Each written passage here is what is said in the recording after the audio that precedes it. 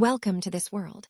Every, Everyone in Oak Haven knew the stories, whispers of what happened within its decaying walls, chilling tales passed down through generations. But Elara, a young woman with a fascination for the macabre and a healthy dose of skepticism, dismissed them as mere folklore. One blustery October night, emboldened by a dare from her equally thrill-seeking friends, Elara decided to explore the abandoned Blackwood Manor. The air grew colder the closer she got, a heavy silence pressing in from the ancient gnarled trees that surrounded the property. The front door, surprisingly, creaked open with a groan that seemed to echo from the very foundations of the earth.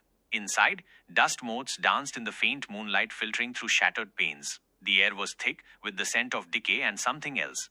Something metallic and acrid. A grand staircase, its banister intricately carved with grotesque faces, loomed before her.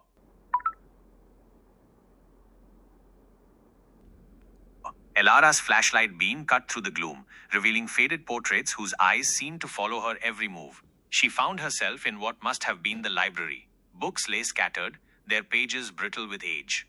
A sudden gust of wind, or so she told herself, slammed a window shut, plunging the room into near total darkness. A low, guttural whisper slithered through the air, seeming to emanate from the very walls. "Get out!" Elara's heart hammered against her ribs, but she pressed on, determined not to be scared away by a creaky old house. She ventured deeper, into the kitchen. The silence here was different, an expectant silence, as if something was holding its breath. As she shone her light on a chipped porcelain doll sitting innocently on the counter, the doll's head slowly, unnervingly, rotated to face her. Its painted smile seemed to widen. A cold dread seeped into Elara's bones. This wasn't just an old house.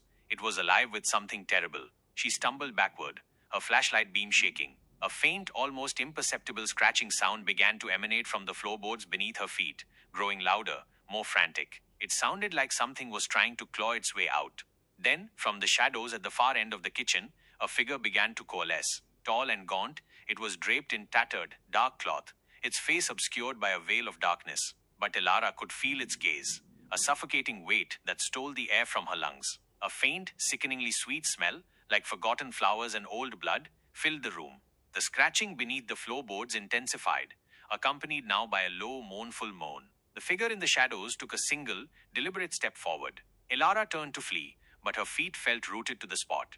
The air grew impossibly heavy, crushing her. She could feel the icy touch of something unseen on her skin, a brush against her cheek that felt like a spider's delicate legs. The last thing Elara saw before the darkness consumed her was the doll on the counter, its painted smile now impossibly wide, its unblinking eyes reflecting the single terrified beam of her dropped flashlight. The scratching continued, now joined by a wet, tearing sound, and then a silence deeper and more profound than any she had ever known. Blackwood Manor had claimed another soul. Do you want to hear another tale of the macabre, or perhaps a different